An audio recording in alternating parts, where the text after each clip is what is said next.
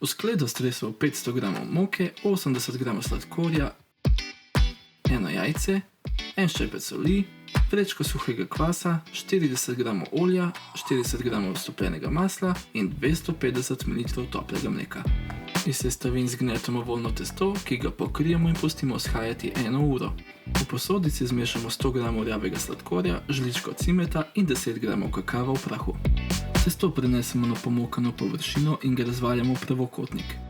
Premažemo ga z zmehčanim maslom, po njemu pa posujemo cimetovo zmes in oreo prah. Testo zvijemo, nato pa ga narežemo na polžke, ki jih zložimo na nameščen pekač. Pustimo izhajati 30 minut. Polžke pečemo 15 do 20 minut pri 180 stopinjah Celzija. Preliv zmešamo iz sladkorja v prahu, kremnega sira, vaniljeve arome in mleka. Prelijemo ga po polžkih, nato pa dodamo še oreo drobtine. Dober tek!